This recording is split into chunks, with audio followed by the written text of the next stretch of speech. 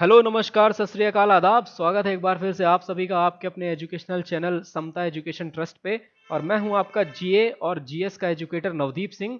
आज हम लोग डिस्कशन करने वाले हैं एक बहुत ही महत्वपूर्ण टॉपिक का।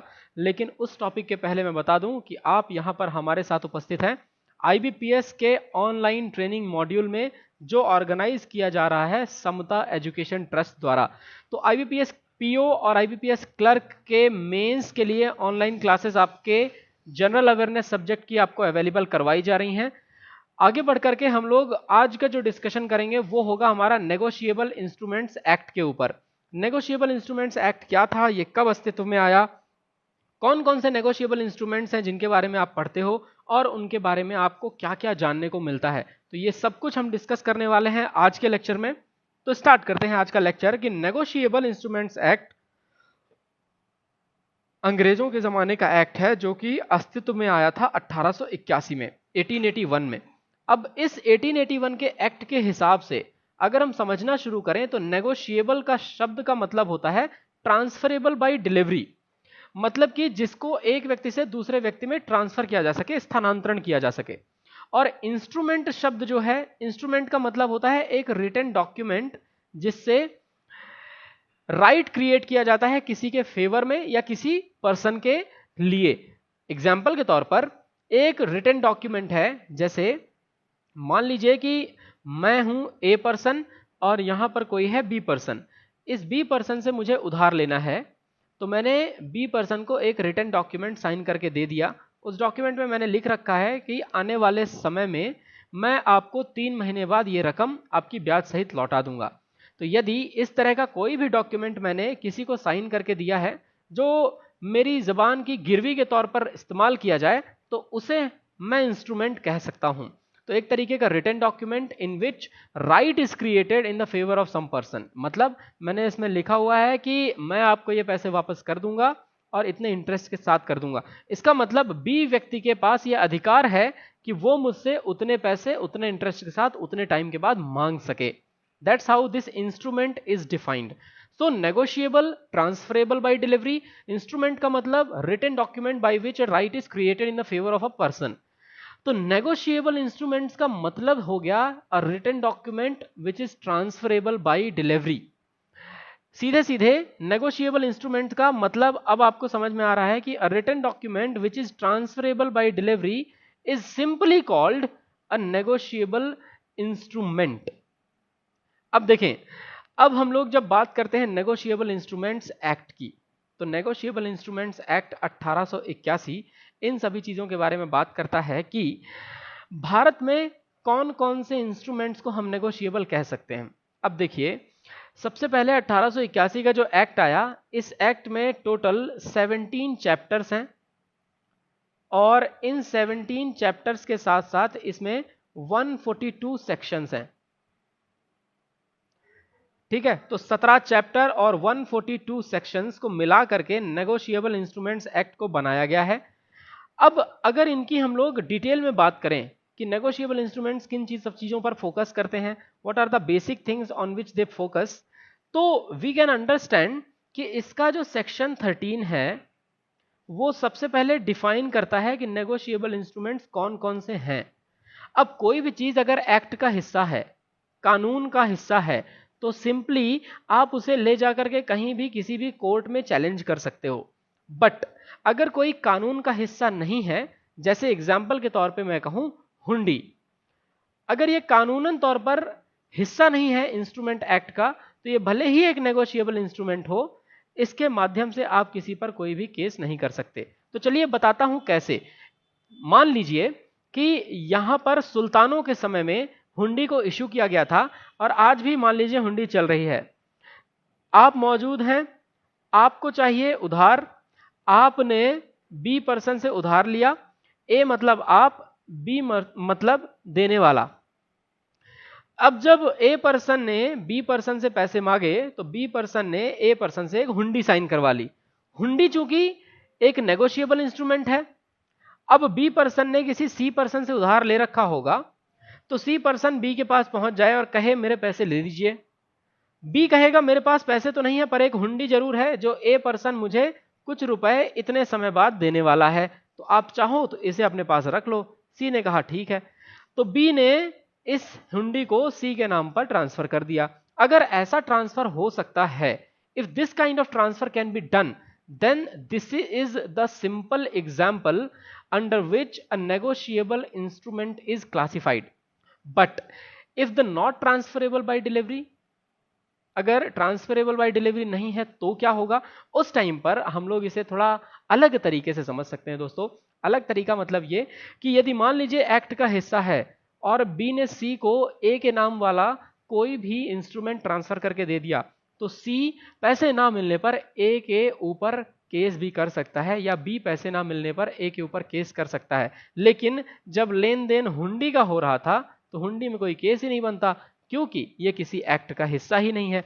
तो कुल मिलाकर के पॉइंट इस तरीके से डिफाइन होते हैं इसके अंदर, और यही डेफिनेशन है नेगोशिएबल इंस्ट्रूमेंट्स एक्ट के अंदर के नेगोशिएबल इंस्ट्रूमेंट्स की और एक्ट के बाहर के नेगोशिएबल इंस्ट्रूमेंट्स की। नेगोशिएबिलिटी तो एक नेचर होता है, ये एक प्राकृतिक नेचर है जिस नेचर के माध्यम से आप डिफाइन करते हो कि कोई भी प्रोडक्ट है, उस प्रोडक्ट में कितनी कितनी चीजें राइट क्रिएट किए गए हैं। तो सबसे पहले हम लोग अगर डिस्कस करें इसे, तो सेक्शन 13 जो है एक्ट का, वो नेगोशिएबल इंस्ट्रूमेंट्स को डिफाइन करता है। अब नेगोशिएबल इंस्ट्रूमेंट्स बहुत सारे हो सकते हैं, जैसे बिल ऑफ लैडिंग, ये भी एक नेगोशिएबल इंस्ट्रूमेंट है। जैसे हुंडी, ये भी नेगोशिएबल इंस्ट्रूमेंट है। जैसे चेक, ये भी नेगोशिएबल इंस्ट्रूमेंट्स हैं। लेकिन तीन ही हैं, सो एंड सो बहुत सारे हैं, उसमें से तीन ही हैं जो नेगोशिएबल इंस्ट्रूमेंट्स एक्ट यानी एनआईए 1881 में रखे गए हैं, जिसमें से पहला है प्रोमिसरी नोट, दूसरे हैं बिल ऑफ एक्सचेंज और तीसरे हैं चेक। ओके, अब चेक जो पेएबल होता है, cheque payable either to order और टू बेरर, इस तरीके से होता है। आगे चल करके अब हम समझें कि इंस्ट्रूमेंट कौन कौन सी नेगोशिएबिलिटी की कंडीशन को फॉलो करे तब वो इंस्ट्रूमेंट कहलाता है। उसमें से पहला है इजी नेगोशिएबिलिटी। इजी नेगोशिएबिलिटी का मतलब होता है, मान लीजिए एग्जाम्पल के तौर पर ए पर्सन है और ए पर्सन बी पर्सन का इंस्ट्रूमेंट सी पर्सन के नाम पर ट्रांसफरेबल कराने वाला है या ट्रांसफर कराने वाला है। तो अगर ये काम आसानी से हो जाता है तो इसे कहेंगे हम लोग इजी नेगोशिएबिलिटी। पर अगर ये काम आसानी से नहीं होता, so there is a possibility where easy negotiability is creating a nuisance और इज क्रिएटिंग अ प्रॉब्लम। तो नेगोशिएबल इंस्ट्रूमेंट्स एक्ट अपने आप में इतना इंपॉर्टेंट है कि उसमें इजी नेगोशिएबिलिटी उसका सबसे बड़ा फैक्टर बन जाता है। हाउएवर, दूसरा जो सबसे बड़ा फैक्टर है वो ये है कि transferee can sue his own name without giving notice to the debtor. मतलब कि मैंने कहा बी पर्सन से एक नोट साइन होकर के आया ए पर्सन के पास, अब ए पर्सन ने उसे सी पर्सन के नाम पर दे दिया और बी को पता भी नहीं लगा, तो बिना किसी नोटिस को दिए आप बी पर्सन और ए पर्सन के बीच हुए इस किसी भी कॉन्ट्रैक्ट को दूसरे किसी को भी दे सकते हो। ये more like a contract less like a official paper हो जाता है, क्योंकि इसमें साफ साफ लिखा होता है कि हमारे बीच में लेन देन की कोई ना कोई बात कही गई है। ओके, तो ये पॉइंट आपको हो गया है क्लियर। अब इस क्लियर पॉइंट से हम लोग आगे बढ़े तो देखिए, better title to a bona fide transferee for value. Bona fide का मतलब होता है नो आपत्ति, कोई प्रॉब्लम नहीं होनी चाहिए। सो नो प्रॉब्लम सर्टिफिकेट या bona fide transferee for value, it is a better title to give it. आगे बढ़ करके हम जब समझना शुरू करते हैं नेगोशिएबल इंस्ट्रूमेंट्स एक्ट 1881 को, तो हमें समझ में आता है कि इस एक्ट के अंदर अगर कानूनन तौर पे देखें, स्टेटस के तौर पर देखें, तो स्टेटस के तौर पर promissory note, bill of exchange और चेक, ये सभी नेगोशिएबल इंस्ट्रूमेंट हमारे एनआईए नेगोशिएबल इंस्ट्रूमेंट्स एक्ट 1881 में शामिल हैं। पर अगर यूज के हिसाब से देखें कि कौन कौन से नेगोशिएबल इंस्ट्रूमेंट्स को यूज किया जाता है, तो दोस्तों bank note, draft, share warrants, bearers, debentures, dividend warrants, treasury bills, ये सभी डिफरेंट तरह के नेगोशिएबल इंस्ट्रूमेंट्स हैं। इन पर नेगोशिएबिलिटी बहुत ही इजी होती है। मैंने कहा था कि नेगोशिएबल इंस्ट्रूमेंट का सबसे primary character that they can bear is that the easy negotiability is the primary and most important function.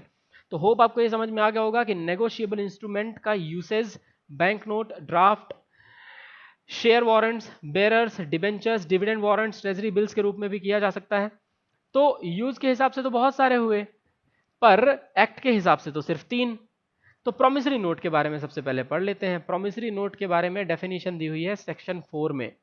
Section 4 जो है वो नेगोशिएबल इंस्ट्रूमेंट्स एक्ट का हिस्सा है, और इस सेक्शन 4 में प्रोमिसरी नोट एक ऐसा इंस्ट्रूमेंट है जो राइटिंग में दिया जाता है। अब ये राइटिंग में ना तो किसी बैंक द्वारा ना किसी करेंसी नोट द्वारा, पर इसमें एक अनकंडीशनल अंडरटेकिंग होती है जो कि मेकर पे करता है एक certain sum of money to the person और the bearer of the instrument.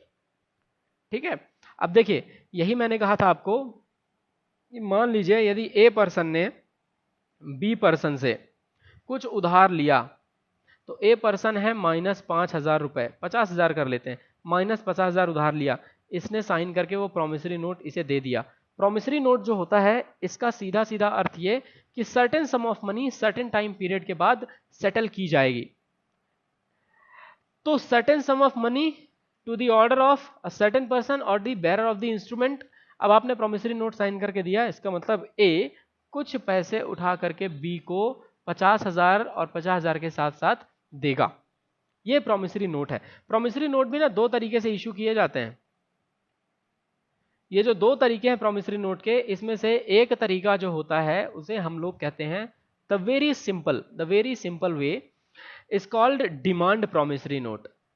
यानी जब बी को जरूरत पड़े तो बी जाके ए से पैसे ले ले, इसे कहते हैं डिमांड प्रोमिसरी नोट। हाउएवर अगर यूज के हिसाब से बात करें तो यूजेंस प्रोमिसरी नोट होता है, यानी कि इसमें टाइम होगा, 3 महीने का टाइम दे दिया गया तो आफ्टर 3 मंथ्स ही बी ए से पैसे ले पाएगा, 3 महीने के पहले पैसे नहीं ले सकता।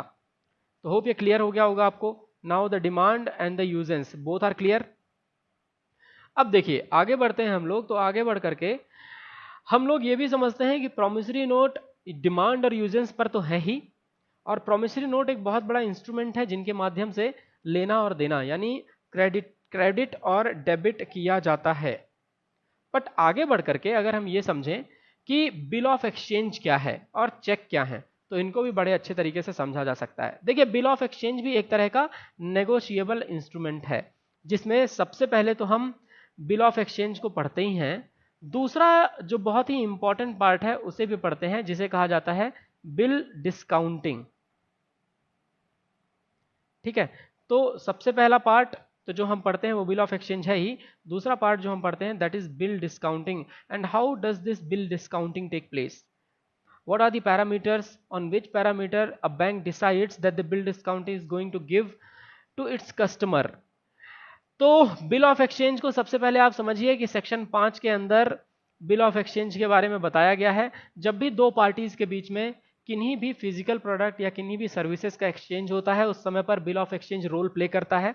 ये एक इंस्ट्रूमेंट है जो राइटिंग में एक अनकंडीशनल ऑर्डर को कंटेन करता है। मेकर और साथ ही साथ जो person critical sum of money pay करने वाला है, उन दोनों के बीच में it is a kind of an instrument which decides that the person A or B is going to pay the particular amount to the person A or B। तो इसको ऐसे समझें कि मान लीजिए एक कॉन्सेप्ट होता है जिसे हम लोग कहते हैं एक्वायरिंग बैंक। एक्वायरिंग बैंक एक कॉन्सेप्ट है। इस कॉन्सेप्ट के तहत होता क्या है कि कोई भी एक बैंक कभी किसी कस्टमर की अच्छी क्रेडिट हिस्ट्री होने पर उसके बिहाफ में क्रेडिट और डेबिट कार्ड की पेमेंट्स और इनकी ईएमआई को फुलफिल करता है। सो एक्वायरिंग बैंक किसी भी कस्टमर के लिए काम करेगा। दूसरा, यदि मान लीजिए यहां पर कोई पर्सन है जिसका नाम है ए और यहां पर कोई पर्सन है जिसका नाम है बी, इन दोनों के बीच में लेन देन हुआ। अब इसको कुछ ऐसे समझें कि यदि ए ने 10 लाख रुपए का प्रोडक्ट उठा करके बी को बेचा, तो ए ने इसके साथ साथ एक बिल भी दिया होगा। अब बी ने कहा कि अभी तुरंत तो पेमेंट नहीं हो सकती, तो मेरा जो एक्वायरिंग बैंक है उस एक्वायरिंग बैंक से आपको मैं बिल ऑफ एक्सचेंज साइन करवा करके देता हूं, और उस बिल ऑफ एक्सचेंज के माध्यम से आप जब चाहोगे आपको पेमेंट रिसीव हो जाएगी। तो ए ने कहा ठीक है, आप बिल ऑफ एक्सचेंज बना करके दे दीजिए। अब देखें ये बिल ऑफ एक्सचेंज कितने का है, ये 10 लाख रुपए का है दोस्तों। ये 10 लाख रुपए अगर बी ने दिए तो दिए, नहीं दिए तो कोई बात नहीं, बी के बिहाफ में ये बैंक, जिसे हम लोग एक्वायरिंग बैंक कह रहे हैं, ये पे करेगा। अब यहां पर फिक्सेशन हो गया कि भैया 3 महीने बाद, 3 मंथ्स बाद 10 लाख रुपए की पेमेंट बी द्वारा ए को कर दी जाएगी और बी द्वारा ए को पेमेंट करने का जिम्मेदारी एक्वायरिंग बैंक के ऊपर है। अब अगर मान लीजिए कुछ ऐसा हो कि बी ने भी पैसे उधार लिए हों और मान लीजिए कि ए ने पैसे उधार लिए हैं सी से और सी ए के पास पहुंच गया, उसने कहा कि यार मेरे पैसे लाओ 10 लाख रुपए। तो ए ने सी को कहा कि पैसे तो है नहीं पर एक बिल जरूर है, कहो तो मैं तुम्हारे नाम पे एंडोर्स कर देता हूं। बी को पता नहीं चला कि उसका बिल जाकर के ए ने सी को एंडोर्स कर दिया। हाउएवर ए ने अपना नाम लगा करके सी को दे दिया, वो बिल ऑफ एक्सचेंज है, उसमें ऑलरेडी नाम तो पड़ा ही हुआ है एक्वायरिंग बैंक का। सी ने अगर डी से उधार रखे हैं तो डी पर्सन जब सी के पास जाएगा, सी ने कहा कि सर एक बिल है चाहो तो ले लो, सी ने डी के नाम पे एंडोर्स कर दिया, ए को भी पता नहीं चला। और डी ने यदि मान लीजिए ई पर्सन से उधार ले रखे हैं तो डी ने ई के नाम पर एंडोर्स कर दिया और ई को पता ही नहीं चला, सी को पता ही नहीं चला। और अगर मान लीजिए ई पर्सन ने एफ पर्सन से उधार ले रखे हो तो उस टाइम पे ई एफ को एंडोर्स कर देगा और डी को पता तक नहीं चलेगा। सो that's how this system is. अब बी को नहीं पता कि उसका बिल कहां कहां नाच रहा है। अब आपको समझ में आ रहा होगा नेगोशिएबल का मतलब क्या होता है। नेगोशिएबल का मतलब होता है ट्रांसफरेबल बाय नेचर। देखो प्रॉपर्टिकली आप इसे ट्रांसफर कर सकते हो, प्रॉपर्टीज के हिसाब से भी आप इसे देखते हो तो परमानेंट आपको ट्रांसफरशिप दिखती है। अब अगर मान लीजिए एफ पेमेंट लेने ई के पास जाए और ई मर जाए तो क्या होगा, तो फिर एफ जाएगा डी के पास, अगर डी मर जाए तो क्या होगा, तो एफ जाएगा सी के पास, अगर सी मर जाए तो क्या होगा, एफ जाएगा ए के पास, अगर ए मर जाए तो क्या होगा, एफ जाएगा बी के पास, अगर बी भी मर जाए तो क्या होगा, एफ डायरेक्टली जाएगा फिर देन ए बी के पास। पर याद रखिए डायरेक्टली वो ए बी यानी कि एक्वायरिंग बैंक के पास तभी जा सकता है जब ये सभी लोग उपस्थित ना हो या ये सभी लोग इस चेन से हट गए हों। तो होप आपको ये पॉइंट क्लियर हो गया होगा। Now the important part is कि बिल ऑफ एक्सचेंज तो हम समझ रहे हैं, बिल ऑफ एक्सचेंज को हमने समझ भी लिया। इसमें दो चीजें हमने समझी कि ये जो बिल होता है इस बिल को इशू किया जाता है एक इशूअर द्वारा, और जो इशूअर है ये वो व्यक्ति है जो पैसे लेगा, ठीक है। तो बी है पेयर, बी पैसे देगा, और ए है पेई जो पैसे लेगा। लेकिन पेई कोई और भी हो सकता है ए के बिहाफ में पेमेंट कोई और भी ले ले। तो मतलब ए वो है जो पैसे खींच रहा है और बी वो है जिससे पैसे खींचे जा रहे हैं। अब वो किसी भी माध्यम से खींचे जा रहे हो इस बात से फर्क नहीं पड़ता है। हाउएवर जब हम आगे बढ़ते हैं तो आगे बढ़ करके हमें एंडोर्सिंग का खेल समझ में आता है और एंडोर्सिंग के खेल में इसकी नेगोशिएबिलिटी भी समझ आती है। परंतु एक बहुत महत्वपूर्ण इंपॉर्टेंट फैक्टर जिसको हमने शायद यहां पर मिस आउट कर ही दिया होता यदि याद नहीं आता तो, देखिए भैया ये समझिए कि बैंक ने तो कर दिया अपना काम, आपको ये भी समझ में आ गया कि नेगोशिएबल किस तरह है। लेकिन बिल ऑफ एक्सचेंज कई अलग अलग तरीके के होते हैं, जैसे फॉरेन बिल्स भी होते हैं और इनलैंड बिल्स भी होते हैं, जैसे यूजेंस बिल्स भी होते हैं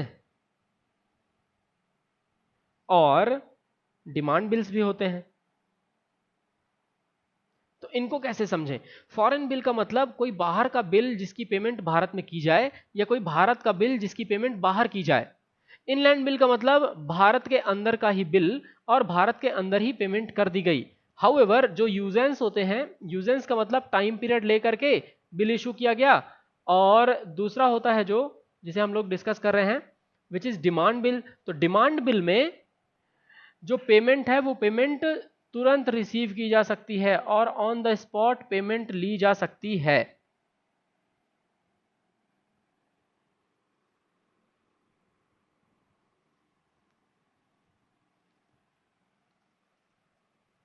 अब आगे बढ़ करके हम लोग जानते हैं कि बिल ऑफ एक्सचेंज तो हो गया, चेक क्या है। और चेक कितना महत्वपूर्ण है। चेक अगर इतना ही महत्वपूर्ण है और नेगोशिएबल इंस्ट्रूमेंट एक्ट का हिस्सा है तो इसके माध्यम से किस तरह से लेन देन होता है, और यदि किसी ने चेक बाउंस करवा दिया तो उसके ऊपर कौन कौन से कानूनों के तहत क्या क्या उसे देना पड़ सकता है, तो इसके बारे में जान लेते हैं। देखो भैया, चेक तो एक सिंपल सी चीज है, एक ऐसा इंस्ट्रूमेंट जिस इंस्ट्रूमेंट के माध्यम से आप पेमेंट करवाते हैं और बैंक आपके बिहाफ में पेमेंट करके देता है और वो पेमेंट आप किसी और को दे देते हो। So basically the customer of a bank is directing his banker to pay on demand the specified amount or to the order of the person named therein or to the bearer। मतलब इस तरीके से अगर आप किसी भी तरीके का पेमेंट करवाना चाहते हो तो चेक के माध्यम से कर सकते हो। बीइंग अ कस्टमर आप बैंक को ऑर्डर दे देते हो कि बैंक आपके बिहाफ में ये काम कर दे। पर इसमें एक बड़ा ही महत्वपूर्ण फैक्टर ऐड होता है, वो ये कि एक चेक एक रिटन इंस्ट्रूमेंट होता है और इसके बारे में डिफाइन किया गया है सेक्शन 06 में। सेक्शन 06 नेगोशिएबल इंस्ट्रूमेंट एक्ट 1881 की बात हो रही है, याद रखिएगा। Section 06 we are talking about negotiable instruments act 1881।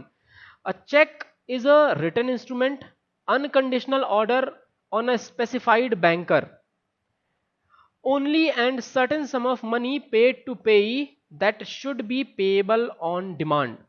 so it should be payable on demand। अब देखो, बेरर चेक वो चेक होता है जिसमें चेक में नाम नहीं लिखा होता, there is no name of the person.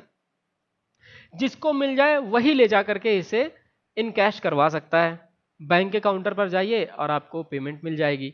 दूसरा होता है ऑर्डर चेक, मतलब नेम लिख दिया जाता है और अगर नेम लिख दिया गया तो फिर उस बंदे को जाना पड़ेगा जिस बंदे के नाम पर चेक है। तीसरा होता है क्रॉस चेक, अगर मान लीजिए ये चेक है और इस चेक पर ऊपर की तरफ लाइंस खींच दी गई दो, तो इन लाइंस के खींचने का मतलब होता है अब इसकी पेमेंट सिर्फ और सिर्फ जाकर रिसीव होगी अकाउंट में। अकाउंट पेई बोलते हैं इस तरह के चेक को, ये बात आप याद रखिएगा। क्रॉस चेक, अच्छा क्रॉस चेक के अलावा then antedated and post dated cheque. अब अगर मान लीजिए एग्जाम्पल के तौर पे कि 1 अप्रैल का डेट चेक के ऊपर मौजूद है, आप इसे लेकर के पहुंच रहे हो 15 अप्रैल को, तो ये एंटीडेटेड चेक है बैंक के लिए। और जो एंटीडेटेड चेक होते हैं, एंटीडेटेड चेक की वैलिडिटी सिर्फ और सिर्फ 90 दिनों तक होती है, यानी जिस दिन चेक इशू किया गया 1 अप्रैल से लेकर के अगले 90 दिनों तक इसकी वैल्यू होगी, और अगर 90 दिन बीत गए तो फिर ये किसी काम का नहीं रह जाता बैंक के लिए, और अगर बैंक में आप लगाओगे भी तो भी बैंक इस पर कोई रिवर्ट नहीं देगा। इसे कहा जाता है स्टेल चेक।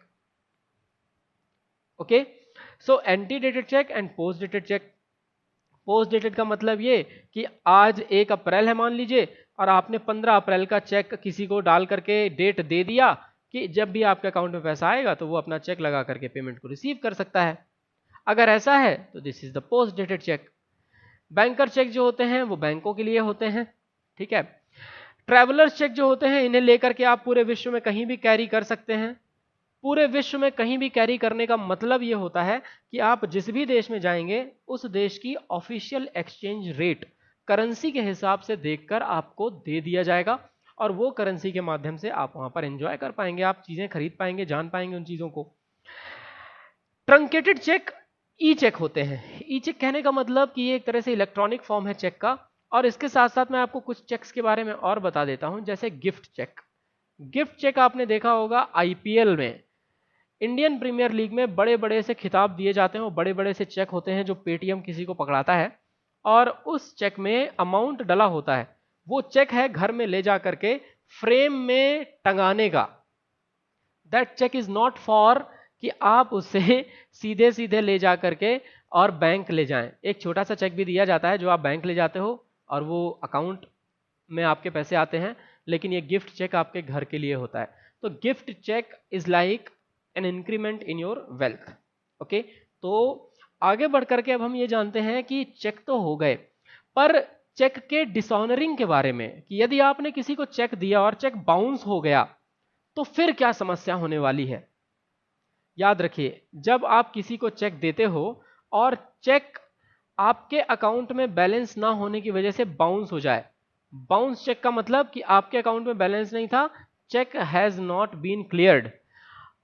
तो इस समय पर सेक्शन 138 से लेकर के और सेक्शन 142 तक अलग अलग नियम बनाए गए हैं। सामने वाला व्यक्ति केस कर सकता है और उस केस के माध्यम से वो आपसे जितना चेक में अमाउंट भरा है वो अमाउंट तो लेगा ही, उसके साथ साथ उसने केस लड़ने के लिए जितना ज्यादा पैसे खर्च किए हैं वो सब एक्सपेंडिचर भी वो ऐड करके और सरकार द्वारा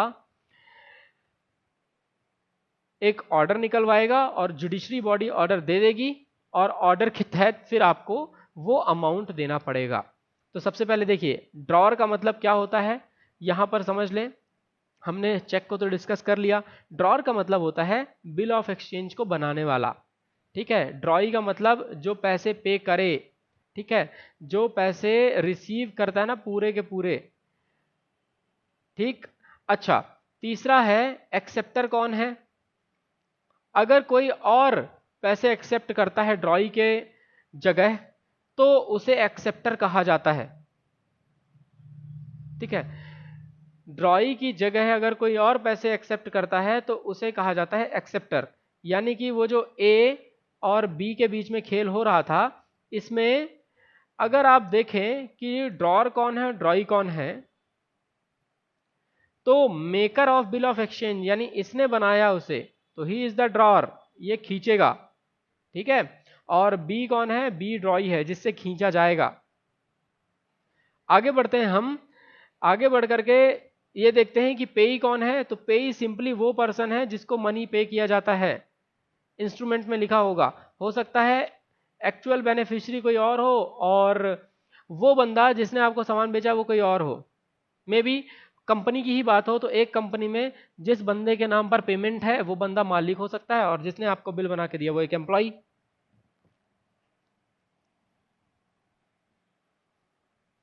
एंडोर्सर कौन होता है, जब होल्डर इंस्ट्रूमेंट को किसी और को ट्रांसफर कर देता है तो होल्डर बिकम्स द एंडोर्सर। और एंडोर्सी कौन होता है, तो person to whom it is endorse is called endorsee. Okay, अब देखिए लॉज जो चेक के डिसऑनरिंग से रिलेटेड हैं उनको डिस्कस कर लेते हैं। सेक्शन 138 से लेकर के 142 तक जो एक्ट है, act negotiable instruments act amend किया गया था 2015 में। A person must have drawn a check on an account maintained by him in a bank payment for a certain amount of money to another person from out of that account, and अगर मान लीजिए check discharge हुआ और cheque bounce हो गया तो bounce होने पर ये सेक्शन 138 से लेके 142 के बीच में ये प्रॉब्लम्स क्रिएट होती हैं, ठीक है। तो 3 महीने तक यदि चेक प्रेजेंट कर दिया गया है बैंक में तो बिल्कुल कोई दिक्कत नहीं है, लेकिन 3 महीने के पहले पहले जब चेक प्रेजेंट किया और सामने वाले के अकाउंट में बैलेंस नहीं है तो सच में बड़ी दिक्कत है। फिर उसके बाद चेक बैंक को अनपेड करके रिटर्न कर दिया जाता है, या तो मनी, मतलब क्या क्या कारण हो सकते हैं। और कारण में जैसे इनसफिशिएंट फंड्स होना ये भी एक कारण है, सिग्नेचर का ना मैच होना ये भी कारण है, अकाउंट का क्लोज हो चुका होना ये भी एक कारण है, चेक 3 महीने बाद प्रेजेंट करना ये भी एक कारण है, पेमेंट अकाउंट होल्डर द्वारा स्टॉप कर दिया जाना ये भी एक कारण है, डिस्पैरिटी वर्ड्स और फिगर्स में मेंशन होना ये भी एक प्रॉब्लम हो सकती है, जॉइंट अकाउंट में अगर दोनों के सिग्नेचर नहीं है तो भी समस्या हो सकती है, कस्टमर की डेथ हो जाए तो समस्या, इंसैनिटी हो जाए तो समस्या, या ओवरड्राफ्ट की लिमिट क्रॉस हो जाए तो समस्या। यानी नेगोशिएबल इंस्ट्रूमेंट एक्ट में नेगोशिएबल इंस्ट्रूमेंट चेक को इतना नॉर्मली यूज नहीं किया जा सकता, it should be used with proper functions. So that's how the system of the entire negotiable instruments are. और इसके अलावा जितने नेगोशिएबल इंस्ट्रूमेंट्स होते हैं उन पर कोई लायबिलिटी नहीं बनती सरकार की, बिकॉज उन पर कोई पेमेंट भी नहीं करना होता, उन पर कोई कानून अप्लाई नहीं होता। नेगोशिएबल इंस्ट्रूमेंट एक्ट सिर्फ और सिर्फ इन 3 चीजों के लिए है जिनके बारे में अभी हमने पढ़ा। ये प्रॉमिसरी नोट और बिल ऑफ एक्सचेंज के बीच का फर्क है और ये बिल ऑफ एक्सचेंज और चेक के बीच का फर्क है। आप स्क्रीन को स्टॉप करके इसे समझ सकते हैं और इसके बारे में जान सकते हैं। बहुत बहुत धन्यवाद आप सभी का। लेकिन उसके पहले हम लोग एक एमसीक्यू के सेक्शन को जरूर ऐड कर लें यहाँ पे, विच of the following section in negotiable instrument act deals with the bill of exchange. तो हमेशा याद रखिएगा सेक्शन नंबर 5, क्योंकि 4, 5, 6 हैं 4 है प्रॉमिसरी नोट, 5 है बिल ऑफ एक्सचेंज और 6 है चेक के बारे में। आगे बढ़ते हैं तो क्वेश्चन कहता है कि which of the following are not the negotiable instrument as defined by the statute. Statute का मतलब होता है कानून द्वारा परिभाषित नहीं किया गया है, और इसका सही आंसर है बैंकर्स नोट। बैंकर्स नोट कानून द्वारा परिभाषित नहीं है, बाकी वचन पत्र यानी कि promissory note, bill of exchange और चेक ये तीनों तो हैं ही। आगे बढ़ते हैं, और dishonour of a negotiable instrument bye non payment is covered under which section. तो इसका आंसर आपको कमेंट सेक्शन में लिखना है, मैं वहां पर आपको करेक्ट जरूर करूंगा। So thank you very much. इस चैनल को सब्सक्राइब जरूर कीजिए, वीडियो को लाइक कीजिए, कमेंट कीजिए जो आपको नहीं आता, और इसे मैक्सिमम टू मैक्सिमम लोगों तक पहुंचाइए। बहुत बहुत धन्यवाद। जय हिंद।